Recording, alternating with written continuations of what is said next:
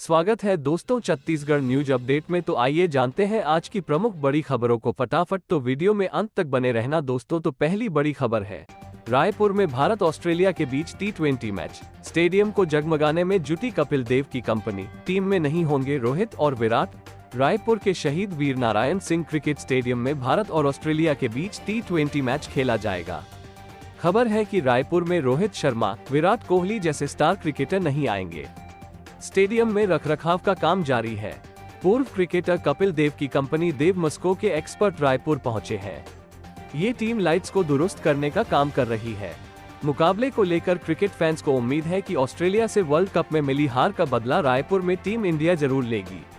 28 नवंबर को BCCI की team और 29 नवंबर को यहां दोनों टीमें रायपुर पहुंच सकती हैं। भारत ऑस्ट्रेलिया के बीच 23 नवंबर से शुरू हो रही T20 सीरीज के मुकाबले रायपुर समेत देश के दूसरे शहरों में भी होंगे। रायपुर के क्रिकेट स्टेडियम में ग्राउंड स्टाफ की टीम मैदान की घास को संवारने और PWD के कर्मचारी टूटी फूटी कुर्सियां बदलने में लगे हुए हैं। 100 से अधिक कुर्सियां बदली गई है। मैदान में लगे लोहे की ग्रिल्स को भी रिपेयर किया जा रहा है। साथ ही अगली बड़ी खबर सामने आई है, टेस्ट ड्राइव के बहाने नई स्कूटी लेकर भागा युवक। 25,000 एडवांस दे चुका था, जब नहीं लौटा तो शोरूम संचालक ने दर्ज कराई FIR। दुर्ग जिले के कुम्हारी थाना क्षेत्र में एक युवक शोरूम में टेस्ट ड्राइव के बहाने नई एक्टिवा लेकर भाग गया। उसने गाड़ी खरीदने के लिए बुक कराया था। जब युवक स्कूटी लेकर नहीं लौटा तो संचालक ने थाने में मामले की शिकायत दर्ज कराई। पुलिस आरोपी की तलाश में जुट गई है। कुम्हारी थाना प्रभारी संजीव मिश्रा ने बताया कि बाइक शोरूम संचालक श्रीकांत पांडेय ने ठगी की शिकायत दर्ज कराई है। पांडेय ने बताया कि 18 नवंबर को उनके शोरूम में एक युवक स्कूटी खरीदने आया और अपना नाम शिवम बताया था। शिवम ने एक एक्टिवा बुक कराया। उसने टोकन मनी के रूप में कंपनी के खाते में 25,000 रुपए भी ट्रांसफर किए। बाकी पैसे के लिए फाइनेंस कराने की बात कही। इस बीच आरोपी एक व्यक्ति को फाइनेंस कंपनी का एजेंट बताकर लाया। उसने बताया कि वो उनकी गाड़ी को फाइनेंस करेंगे और 21 नवंबर तक बैंक अप्रूवल दे देंगे। युवक ने भी डीओ देने का आश्वासन दिया। जब शोरूम संचालक को विश्वास हो गया तो युवक ने उनसे गाड़ी रेडी करने की बात कही। कंपनी के कर्मचारी ने स्कूटी में एक्सेसरीज लगाकर उसे तैयार कर दिया। जब आरोपी ने स्कूटी की टेस्ट ड्राइव करने की बात कही तो एडवांस मिलने की वजह से स्टाफ ने उसे चाबी दे दी। शोरूम से स्कूटी लेकर बाहर गया शिवम वापस नहीं आया। इस मामले में शोरूम संचालक की भी बड़ी लापरवाही सामने आई है। नियम के मुताबिक बिना RTO रजिस्ट्रेशन और इंश्योरेंस के कोई भी वाहन विक्रेता किसी भी कस्टमर को गाड़ी ऑन रोड चलाने के लिए नहीं दे सकता है। इसके लिए उनके पास रजिस्टर्ड टेस्ट ड्राइव वाहन होते हैं। बावजूद इसके युवक को नई गाड़ी चलाने दे दिया। साथ ही अगली बड़ी खबर सामने आई है, बलरामपुर में हैवानियत, पत्नी को जिंदा जलाया, हाथ पैर बांधकर मुंह में कपड़ा ठूसा फिर लगा दी आग।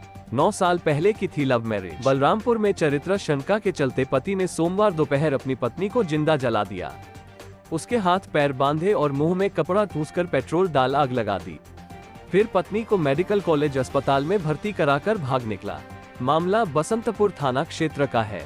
जानकारी के मुताबिक ग्राम मदनपुर निवासी राम प्रसाद ने करीब 9 साल पहले चंदौरा निवासी नेहा 28 वर्ष से लव मैरिज की थी। दोनों की 5 और 7 साल की 2 बेटियां भी हैं। राम प्रसाद को शक था कि नेहा का किसी अन्य लड़के से संबंध है। इसे लेकर दोनों के बीच विवाद भी होता था। पुलिस ने बताया कि दोनों के बीच सोमवार दोपहर भी विवाद हुआ। बात इतनी बड़ी कि राम प्रसाद ने नेहा से मारपीट करने के बाद उसे पेट्रोल डालकर जिंदा जला दिया। इसके बाद परिजनों को सूचना दी। उनके पहुंचने पर नेहा को लेकर वारफनगर अस्पताल पहुंचा। वहां से उसे मेडिकल कॉलेज रेफर कर दिया गया। आग लगाने से नेहा करीब 70 से 75% झुलस गई थी। उपचार के दौरान रात करीब 8:30 बजे नेहा की मौत हो गई। नेहा की मौत होते ही पति राम प्रसाद वहां से भागने लगा। इस दौरान मायके वालों ने उसे पकड़ लिया और बाइक पर बिठाकर थाने ले जाने लगे, लेकिन वह भाग निकला। पति पत्नी के बीच लगातार चल रहे विवाद से तंग आकर नेहा अपनी दोनों बेटियों को लेकर मायके चली गई थी। इस बीच दीपावली से पहले दोनों परिवारों को बुलाकर पंचायत और पुलिस ने समझौता कराया। इसके बाद नेहा के पिता देवसाय ने उसे ससुराल भेज दिया था। वारफनगर चौकी प्रभारी डाकेश्वर सिंह ने बताया कि वारदात की जानकारी मिलने पर पुलिस मौके पर पहुंची थी। झुलसी महिला का मृत्यु पूर्व बयान नायब तहसीलदार पारस शर्मा ने दर्ज किया है। अंबिकापुर में बीती रात उसकी मौत हो गई है। आरोपी पति भी उसके साथ गया था, जो वहां से भाग निकला है। मर्ग डायरी हमारे पास आने पर अपराध दर्ज किया जाएगा। इसी के साथ ही अगली बड़ी खबर सामने आई है। सरगुजा में बस में घुसी कार, एक मौत, कटर से काटकर घायलों को निकाला गया बाहर। बिहार से छठ मनाकर रायपुर लौट रहा था परिवार। बिहार से छठ मनाकर रायपुर लौट रहा एक परिवार सड़क हादसे का शिकार हो गया। अंबिकापुर बिलासपुर नेशनल हाईवे 130 पर उदयपुर के नाले के पास तेज रफ्तार कार सामने से आ रही रॉयल बस में घुस गई। हादसे के बाद बस पलट गई और कार के परखच्चे उड़ गए। वहीं कार में सवार 14 वर्षीय बच्चे की मौके पर मौत हो गई, जबकि 3 अन्य घायल हो गए। घटना उदयपुर थाना क्षेत्र के खरैरी की है। बुधवार सुबह करीब 3 बजे टाटा नेक्सन कार क्रमांक CG04 NH 7796 और रायपुर से अंबिकापुर आ रही रॉयल बस जोरदार भिड़ंत हो गई। दोनों की रफ्तार इतनी तेज थी कि बस के सामने कार फंस गई। सभी एयरबैग भी खुल गए थे। इस हादसे में श्रेयांश मिश्रा 14 वर्ष की मौत हो गई, जबकि अमित मिश्रा 40 वर्ष, उनकी पत्नी रागिनी मिश्रा 35 वर्ष और बेटी नैन्सी मिश्रा 15 वर्ष घायल हो गए। डायल 112 की मदद से कार में फंसे मां बेटी को निकालकर उदयपुर अस्पताल पहुंचाया। अमित मिश्रा कार में ही फंसा था। घायलों के सीने, सिर सहित अन्य हिस्सों में गंभीर चोटें आई है। बस में फंसी कार को JCB बुलाकर करीब सुबह 6 बजे बस से अलग किया गया। कटर से कार के हिस्सों को काटकर घायल अमित मिश्रा को बाहर निकाला गया। सभी घायलों को उदयपुर सामुदायिक स्वास्थ्य केंद्र में प्राथमिक इलाज के बाद अंबिकापुर मेडिकल कॉलेज में इलाज किया गया। अंबिकापुर मेडिकल कॉलेज से तीनों घायलों को इलाज के बाद रायपुर रेफर कर दिया गया है। अमित मिश्रा के सिर में गंभीर चोटें आई है, वहीं रागिनी मिश्रा और नैन्सी मिश्रा को अंदरूनी चोटें आई है। हादसे में मृत श्रेयांश मिश्रा चालक की बगल वाली सीट में बैठा था। सिर में गंभीर चोट आने से उसकी मौत हो गई। वहीं रागिनी और नैन्सी पीछे की सीट पर बैठी थी। हादसे में रॉयल बस के चालक और यात्रियों को भी चोटें आई है। उदयपुर पुलिस ने दूसरे वाहनों से बस में सवार लोगों को अंबिकापुर के लिए रवाना किया। चालक को भी प्राथमिक इलाज के बाद छुट्टी दे दी गई। कुछ यात्रियों का प्राथमिक उपचार भी किया गया। बता दें कि अंबिकापुर बिलासपुर मार्ग पर उदयपुर के खरैरी नाले के पास इससे पहले भी कई हादसे हो चुके हैं। NH बनने के बाद सड़क चौड़ीकरण होने से वाहनों की रफ्तार यहां कम नहीं होती है, जिस कारण हादसे हो रहे हैं। इसी के साथ ही अगली बड़ी खबर सामने आई है। शक, साजिश और खूनी कांड। 2 युवकों ने महिला को शराब पिलाकर की हत्या। मर्डर की वजह जानकर दहल उठेगा दिल।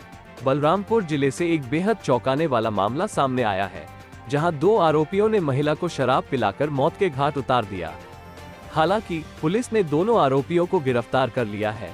आरोपियों ने वारदात को 10 दिन पहले अंजाम दिया था। बता दें कि पूरा मामला बसंतपुर थाना क्षेत्र के फूली डूमर केरवापारा गांव का है। यहां टोनही के शक में 2 युवकों ने महिला को मौत के घाट उतार दिया।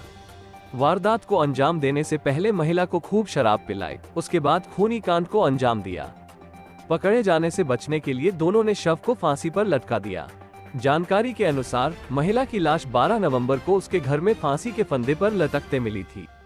बसंतपुर पुलिस ने दोनों आरोपियों को गिरफ्तार कर जेल भेज दिया है। साथ ही अगली बड़ी खबर सामने आई है। गुंडई पर निलंबन की कार्रवाई। NSUI प्रदेश सचिव अमीन श्रीवास्तव पर गिरी गाज। सरेराह कांग्रेस महासचिव समेत 2 युवकों पर चढ़ा दी car. Bilaspur hit and run का मामले को कांग्रेस संगठन ने गंभीरता से लेते हुए NSUI के प्रदेश सचिव अमीन श्रीवास्तव को निलंबित कर दिया है, जिसका आदेश NSUI प्रदेश अध्यक्ष नीरज पांड्या के आदेश पर जारी किया है। वहीं 4 सदस्यीय टीम हिट एंड रन के मामले की जांच करेगी। रिपोर्ट आने तक अमीन को पद से हटाने का आदेश जारी किया गया है। फिलहाल अमीन श्रीवास्तव और अन्य आरोपी पुलिस की गिरफ्त से बाहर है।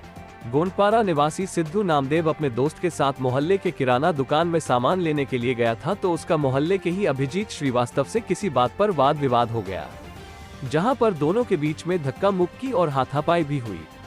इसी बीच सिद्धू नामदेव के और दोस्त भी वहां पहुंचकर मामले को शांत कराया, जिसके बाद अभिजीत श्रीवास्तव अपने भाई अमीन श्रीवास्तव को फोन करके घटना की जानकारी दी।